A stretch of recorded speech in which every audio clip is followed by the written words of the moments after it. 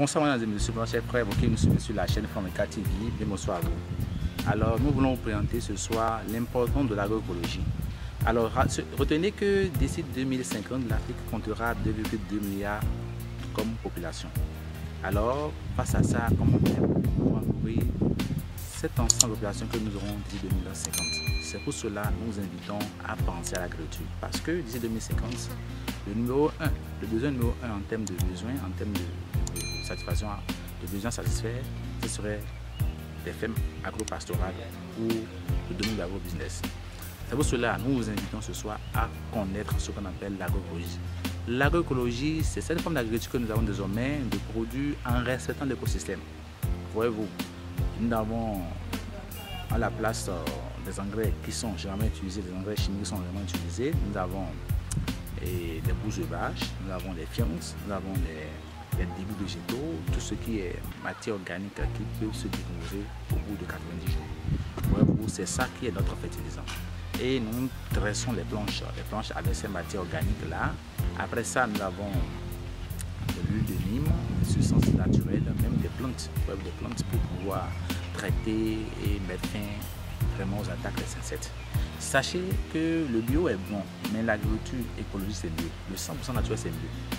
En agroécologique, nous n'utilisons pas des produits chimiques, nous utilisons des produits naturels, des plantes pour traiter, pour soigner les plantes. Vous savez déjà, quand je prends par exemple maintenant quelqu'un qui veut cultiver le chou en agroécologie, il peut entourer son chou des basiliques, qu'on appelle dans la langue chaillot. Il couvre son chou avec des basiliques, les sûrs, et de ne pas avoir des attaques au niveau de son chou parce que ces basiliques vont protéger naturellement les choux. Parce que les basiliques dégagent des odeurs qui dérangent les nuisibles. Vous savez, en réalité, les insectes viennent de la plante, pas dans le but de forcément manger les feuilles. Non.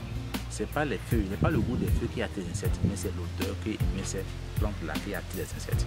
C'est pour cela, quand nous faisons une combinaison entre les plantes, quand nous ne faisons pas la monoculture, nous faisons la polyculture, nous sommes sûrs d'avoir des plantes qui sont vraiment en même temps des insectifuges pour d'autres plantes.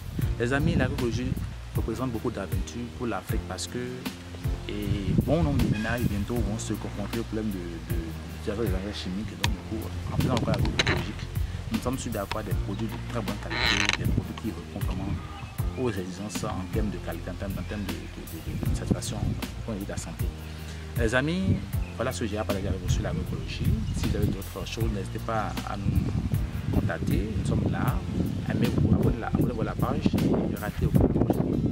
Mais je vais finir par vous dire que nous avons créé pour vous un centre technique et professionnel qui forme les jeunes dans le domaine de l'agriculture, la production végétale, la production animale et la nutrition humaine, si vous voulez.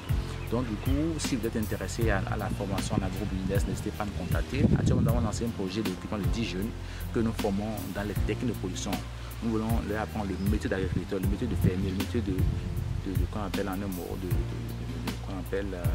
de paysan, si vous voulez.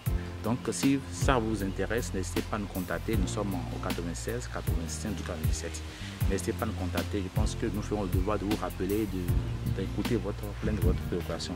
D'ici la prochaine de vous. À bientôt.